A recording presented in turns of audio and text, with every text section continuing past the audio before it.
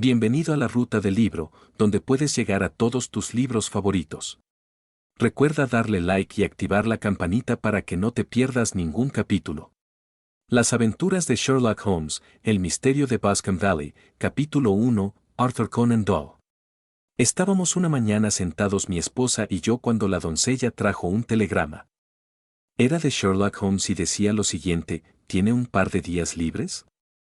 Me han telegrafiado desde el oeste de Inglaterra a propósito de la tragedia de Bascom Valley. Me alegraría que usted me acompañase. Atmósfera y paisaje maravillosos. Salgo de Paddington en el tren de las 11:15. ¿Qué dices a esto, querido?, preguntó mi esposa, mirándome directamente. ¿Vas a ir? No sé qué decir.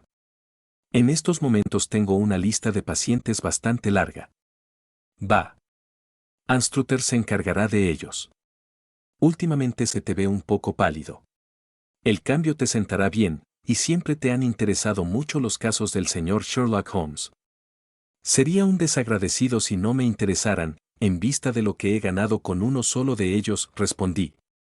Pero si voy a ir, tendré que hacer el equipaje ahora mismo, porque solo me queda media hora. Mi experiencia en la campaña de Afganistán me había convertido, por lo menos, en un viajero rápido y dispuesto. Mis necesidades eran pocas y sencillas, de modo que, en menos de la mitad del tiempo mencionado, ya estaba en un coche de alquiler con mi maleta, rodando en dirección a la estación de Paddington. Sherlock Holmes paseaba andén arriba y andén abajo, y su alta y sombría figura parecía aún más alta y sombría a causa de su largo capote gris de viaje y su ajustada gorra de paño. «Ha sido usted verdaderamente amable al venir», Watson dijo. «Para mí es considerablemente mejor tener al lado a alguien de quien fiarme por completo.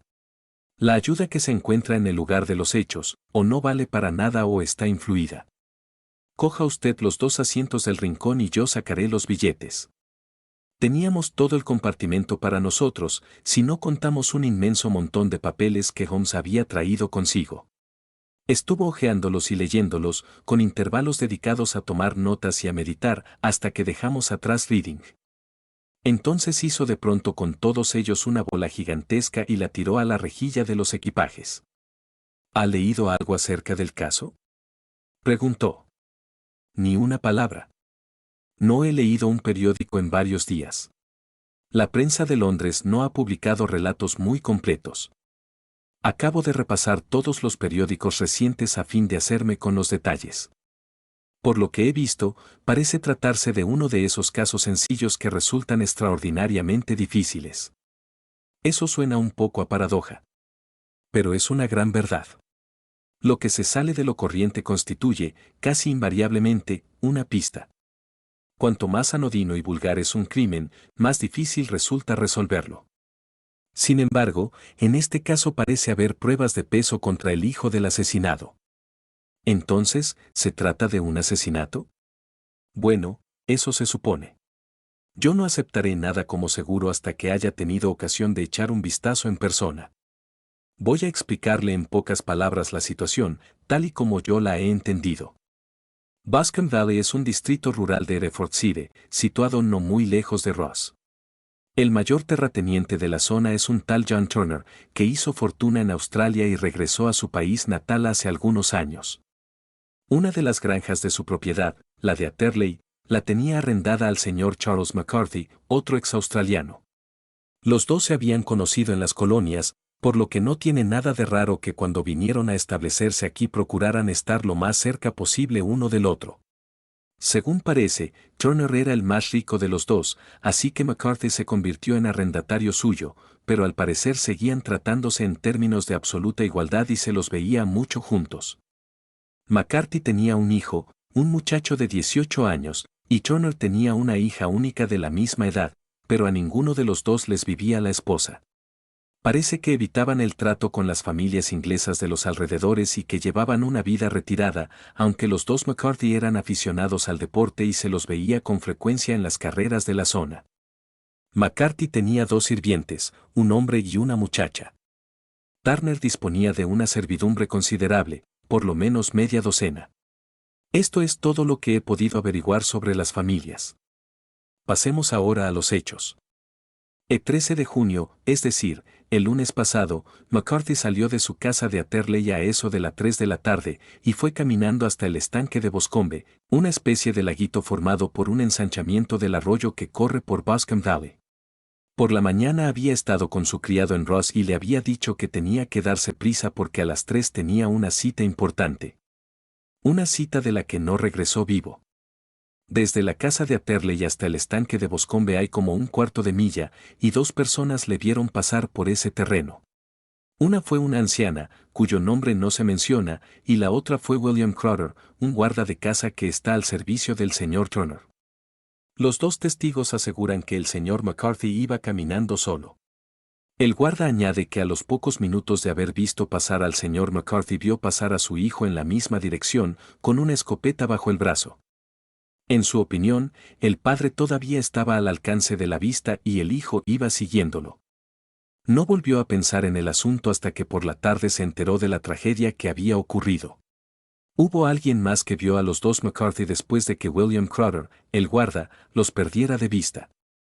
El estanque de Boscombe está rodeado de espesos bosques, con solo un pequeño reborde de hierba y juncos alrededor. Una muchacha de 14 años, Patience Moran, hija del guardés del pabellón de Boscombe Valley, se encontraba en uno de los bosques cogiendo flores.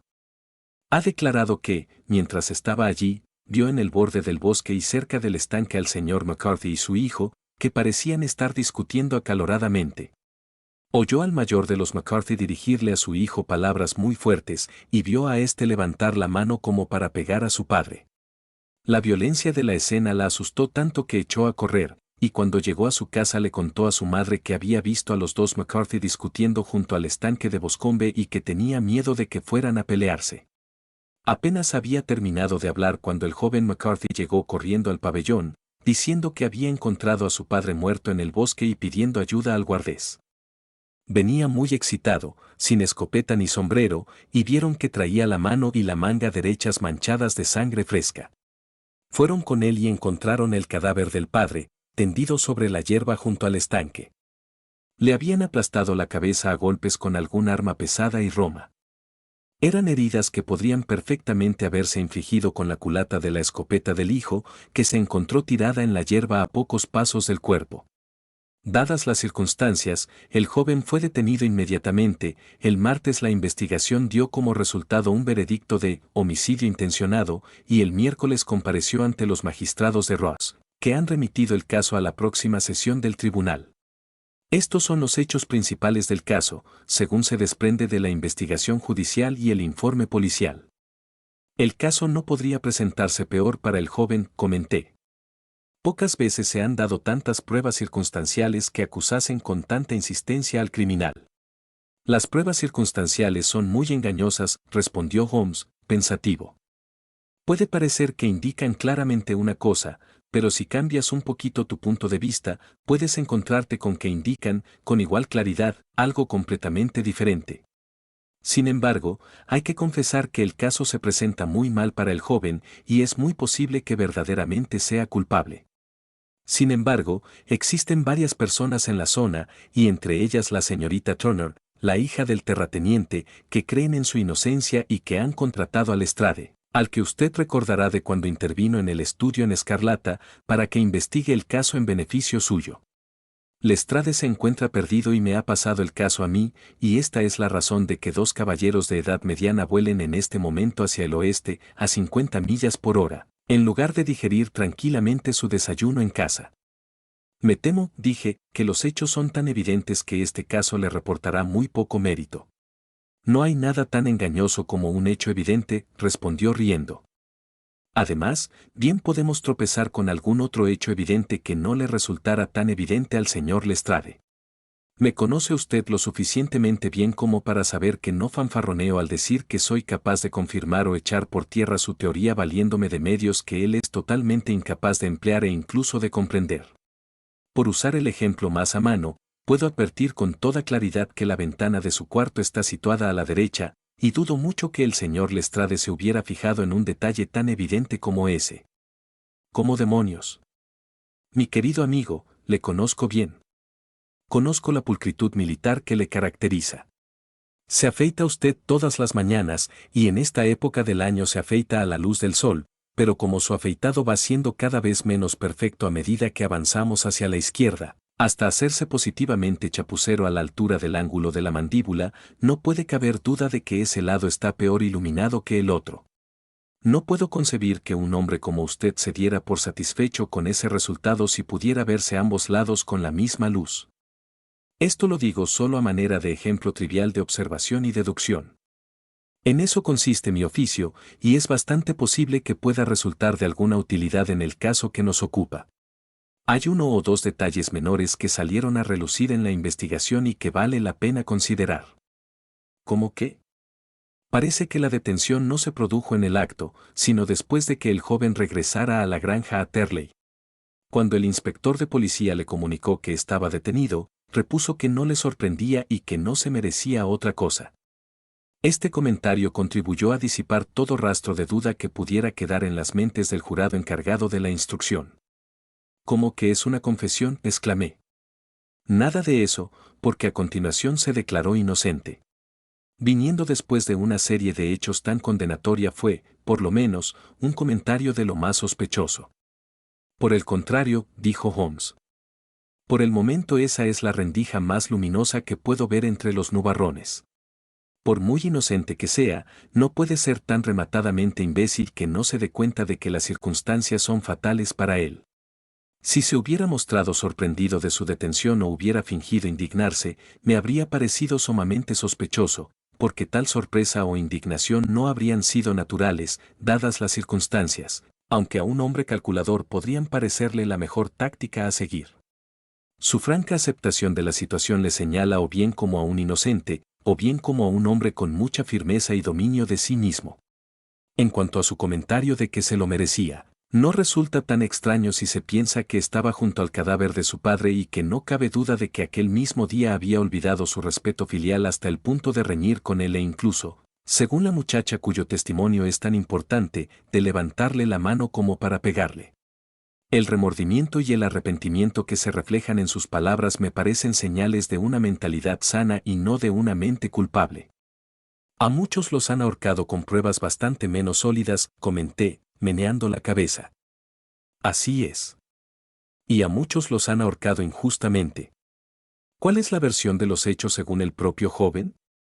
Me temo que no muy alentadora para sus partidarios, aunque tiene un par de detalles interesantes. Aquí la tiene, puede leerla usted mismo.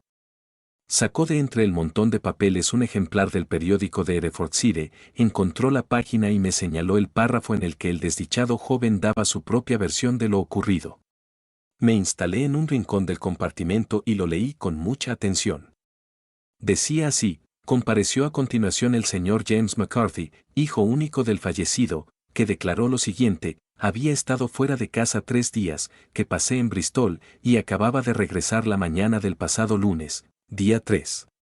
Cuando llegué, mi padre no estaba en casa y la doncella me dijo que había ido a Ross con John Cobb, el caballerizo. Poco después de llegar, oí en el patio las ruedas de su coche, miré por la ventana y le vi bajarse y salir a toda prisa del patio, aunque no me fijé en qué dirección se fue.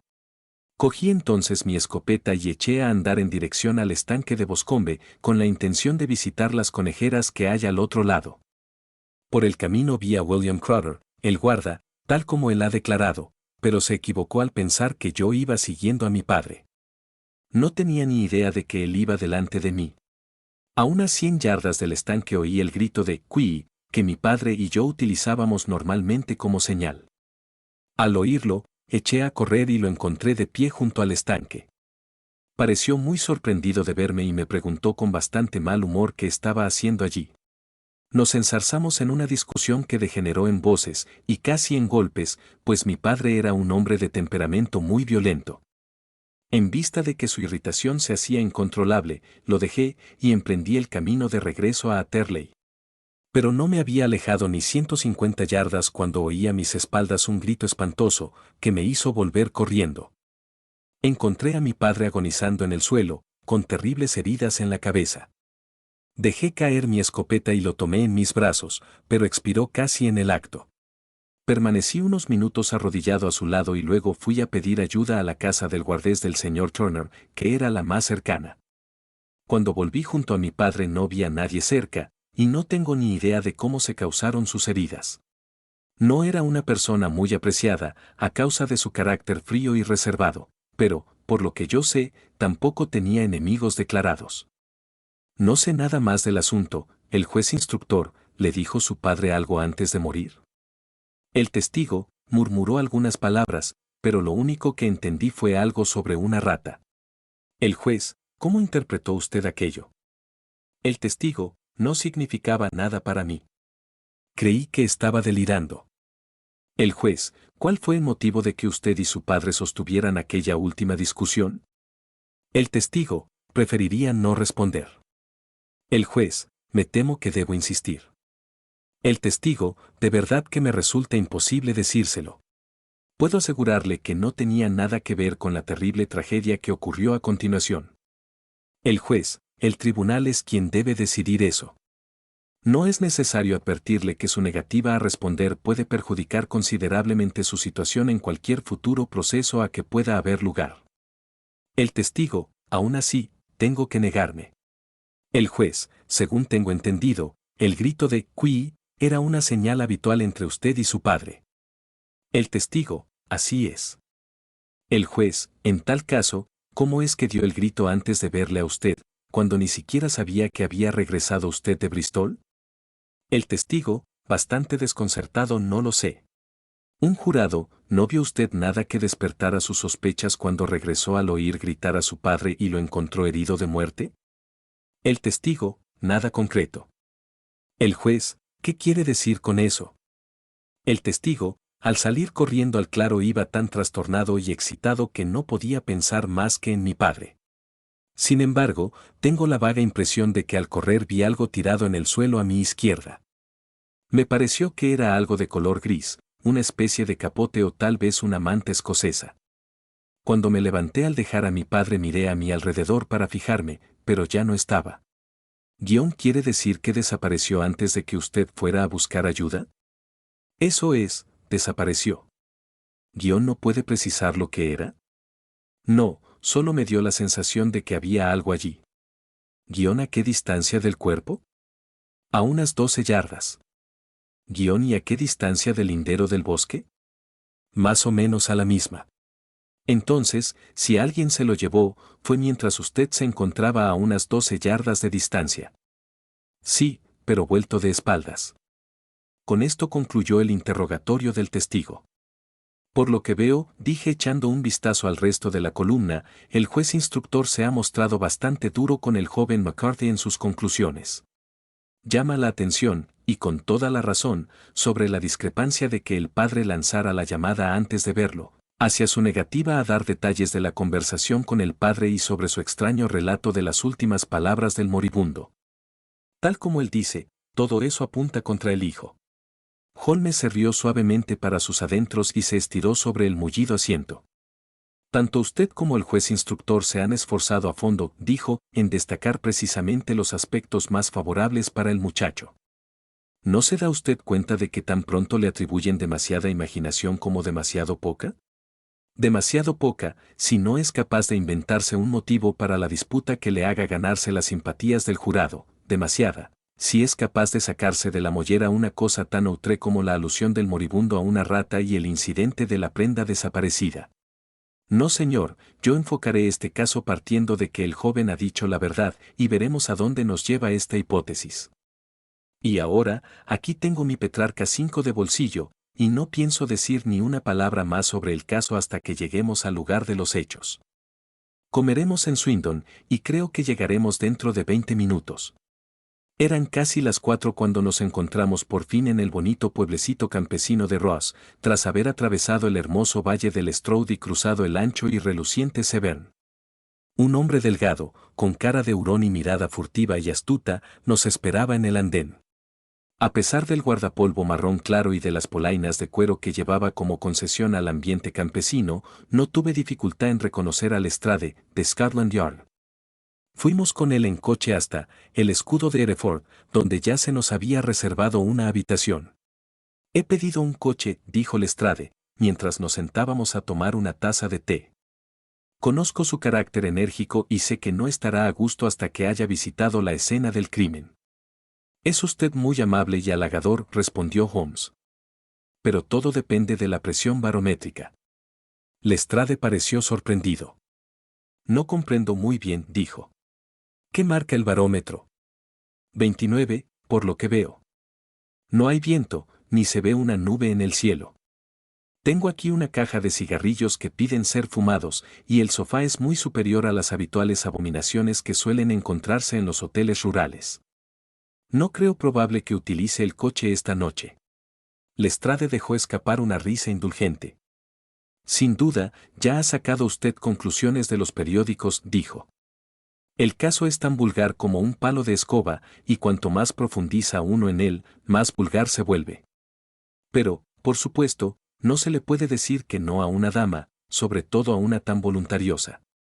Había oído hablar de usted e insistió en conocer su opinión, a pesar de que yo le repetí un montón de veces que usted no podría hacer nada que yo no hubiera hecho ya. Pero, caramba. Ahí está su coche en la puerta. Apenas había terminado de hablar cuando irrumpió en la habitación una de las jóvenes más encantadoras que he visto en mi vida. Brillantes ojos color violeta, labios entreabiertos, un toque de rubor en sus mejillas, habiendo perdido toda noción de su recato natural ante el ímpetu arrollador de su agitación y preocupación. «Oh, señor Sherlock Holmes», exclamó, pasando la mirada de uno a otro, hasta que, con rápida intuición femenina, la fijó en mi compañero. «Estoy muy contenta de que haya venido. He venido a decírselo. Sé que James no lo hizo.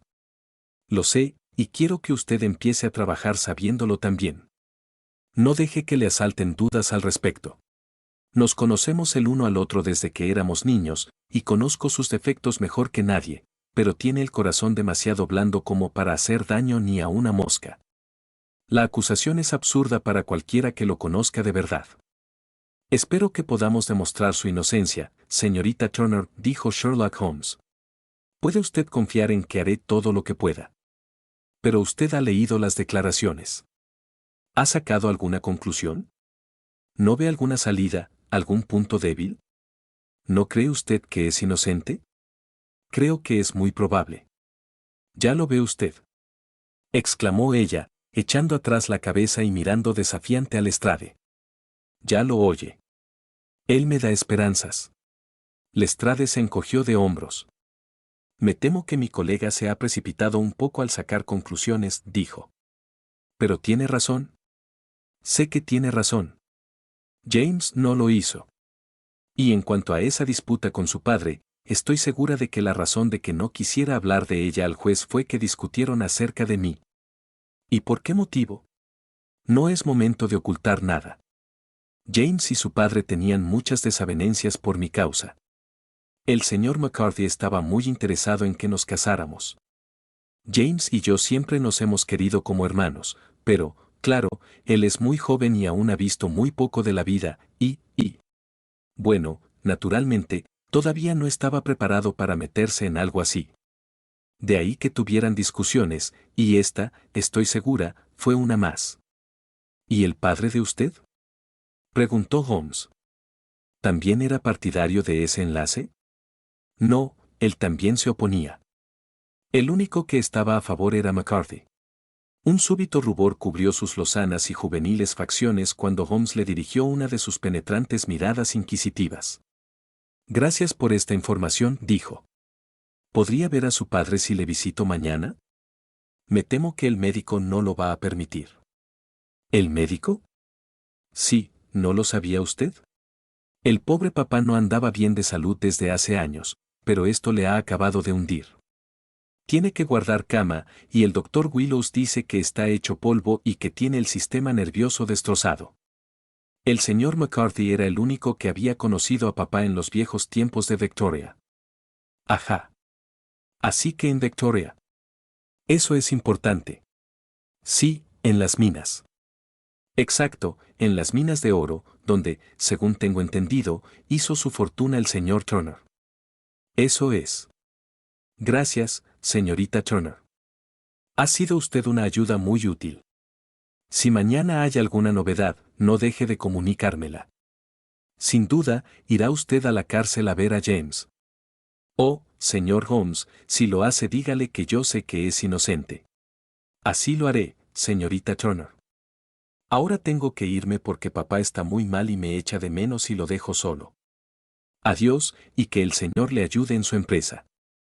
Salió de la habitación tan impulsivamente como había entrado y oímos las ruedas de su carruaje traqueteando calle abajo.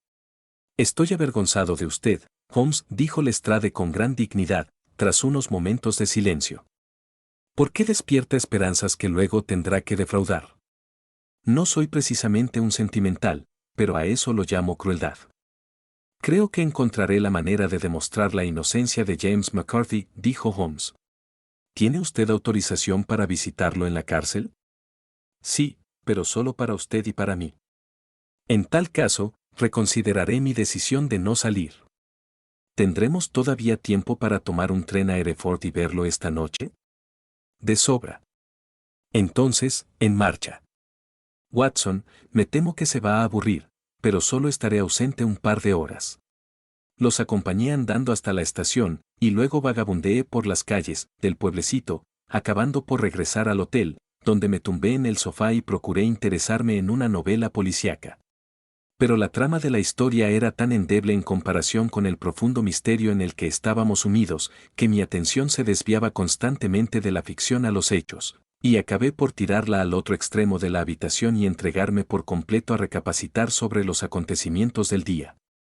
Suponiendo que la historia del desdichado joven fuera absolutamente cierta, qué cosa diabólica, qué calamidad absolutamente imprevista y extraordinaria podía haber ocurrido entre el momento en que se separó de su padre y el instante en que, atraído por sus gritos, volvió corriendo al claro. Había sido algo terrible y mortal, ¿pero qué? ¿Podrían mis instintos médicos deducir algo de la índole de las heridas? Tiré de la campanilla y pedí que me trajeran el periódico semanal del condado, que contenía una crónica textual de la investigación. En la declaración del forense se afirmaba que el tercio posterior del parietal izquierdo y la mitad izquierda del occipital habían sido fracturados por un fuerte golpe asestado con un objeto romo. Señalé el lugar en mi propia cabeza. Evidentemente, aquel golpe tenía que haberse asestado por detrás. Hasta cierto punto, aquello favorecía al acusado, ya que cuando se le vio discutiendo con su padre ambos estaban frente a frente. Aún así, no significaba gran cosa, ya que el padre podía haberse vuelto de espaldas antes de recibir el golpe. De todas maneras, quizá valiera la pena llamar la atención de Holmes sobre el detalle. Luego teníamos la curiosa alusión del moribundo a una rata. ¿Qué podía significar aquello? No podía tratarse de un delirio. Un hombre que ha recibido un golpe mortal no suele delirar. No, lo más probable era que estuviera intentando explicar lo que le había ocurrido. ¿Pero qué podía querer decir? Me devané los sesos en busca de una posible explicación. Y luego estaba también el asunto de la prenda gris que había visto el joven McCarthy. De ser cierto aquello, el asesino debía haber perdido al huir alguna prenda de vestir, probablemente su gabán, y había tenido la sangre fría de volver a recuperarla en el mismo instante en que el hijo se arrodillaba, vuelto de espaldas, a menos de 12 pasos. Qué maraña de misterios e improbabilidades era todo el asunto. No me extrañaba la opinión de Lestrade, a pesar de lo cual tenía tanta fe en la perspicacia de Sherlock Holmes que no perdía las esperanzas, en vista de que todos los nuevos datos parecían reforzar su convencimiento de la inocencia del joven McCarthy. Era ya tarde cuando regresó Sherlock Holmes. Venía solo, ya que Lestrade se alojaba en el pueblo. El barómetro continúa muy alto, comentó mientras se sentaba. Es importante que no llueva hasta que hayamos podido examinar el lugar de los hechos. Por otra parte, para un trabajito como ese uno tiene que estar en plena forma y bien despierto, y no quiero hacerlo estando fatigado por un largo viaje. He visto al joven McCarthy. ¿Y qué ha sacado de él? Nada. ¿No pudo arrojar ninguna luz? Absolutamente ninguna. En algún momento me sentí inclinado a pensar que él sabía quién lo había hecho y estaba encubriéndolo o encubriéndola, pero ahora estoy convencido de que está tan a oscuras como todos los demás. No es un muchacho demasiado perspicaz, aunque si bien parecido y yo diría que de corazón noble. No puedo admirar sus gustos, comenté, si es verdad eso de que se negaba a casarse con una joven tan encantadora como esta señorita Turner. Ah, en eso hay una historia bastante triste. El tipo la quiere con locura, con desesperación, pero hace unos años, cuando no era más que un mozalbete, y antes de conocerla bien a ella, porque la chica había pasado 5 años en un internado, no va el muy idiota y se deja atrapar por una camarera de Bristol y se casa con ella en el juzgado. Nadie sabe una palabra del asunto, pero puede usted imaginar lo enloquecedor que tenía que ser para el que le recriminaran por no hacer algo que daría los ojos por poder hacer, pero que sabe que es absolutamente imposible. Fue uno de esos arrebatos de locura lo que le hizo levantar las manos cuando su padre, en su última conversación, le seguía insistiendo en que le propusiera matrimonio a la señorita Turner. Por otra parte, carece de medios económicos propios y su padre, que era en todos los aspectos un hombre muy duro, le habría repudiado por completo si se hubiera enterado de la verdad. Con esta esposa camarera es con la que pasó los últimos 3 días en Bristol, sin que su padre supiera dónde estaba. Acuérdese de este detalle. Es importante. Sin embargo, no hay mal que por bien no venga, ya que la camarera, al enterarse por los periódicos de que el chico se ha metido en un grave aprieto y es posible que lo ahorquen, ha roto con él y le ha escrito comunicándole que ya tiene un marido en los astilleros Bermudas, de modo que no existe un verdadero vínculo entre ellos. Creo que esta noticia ha bastado para consolar al joven McCarthy de todo lo que ha sufrido. Pero si él es inocente, entonces, ¿quién lo hizo? Eso. ¿Quién? Quiero llamar su atención muy concretamente hacia 2 detalles. El primero, que el hombre asesinado tenía una cita con alguien en el estanque y que este alguien no podía ser su hijo, porque el hijo estaba fuera y él no sabía cuándo iba a regresar. El segundo, que a la víctima se le oyó gritar «Qui», aunque aún no sabía que su hijo había regresado. Estos son los puntos cruciales de los que depende el caso. Y ahora, si no le importa, hablemos de George Meredith Sex y dejemos los detalles secundarios para mañana. Tal como Holmes había previsto, no llovió, y el día amaneció despejado y sin nubes. A las 9 en punto, Lestrade pasó a recogernos con el coche y nos dirigimos a la granja Atterley y al estanque de Boscombe. Hay malas noticias esta mañana, comentó Lestrade. Dicen que el señor Turner, el propietario, está tan enfermo que no hay esperanzas de que viva. Supongo que será ya bastante mayor, dijo Holmes. Unos 60 años, pero la vida en las colonias le destrozó el organismo y llevaba bastante tiempo muy flojo de salud. Este suceso le ha afectado de muy mala manera. Era viejo amigo de McCarthy, y podríamos añadir que su gran benefactor, pues me he enterado de que no le cobraba renta por la granja Atterley. ¿De veras? Esto es interesante, dijo Holmes. Pues, sí. Y le ha ayudado de otras 100 maneras. Por aquí todo el mundo habla de lo bien que se portaba con él. Vaya. ¿Y no le parece a usted un poco curioso que este McCarthy, que parece no poseer casi nada y deber tantos favores a Turner, hable, a pesar de todo, de casar a su hijo con la hija de Turner, presumible heredera de su fortuna, y, además, lo diga con tanta seguridad como si bastara con proponerlo para que todo lo demás viniera por sí solo?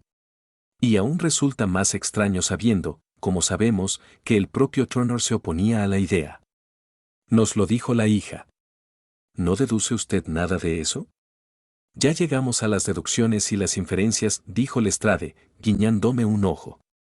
Holmes, ya me resulta bastante difícil bregar con los hechos, sin tener que volar persiguiendo teorías y fantasías.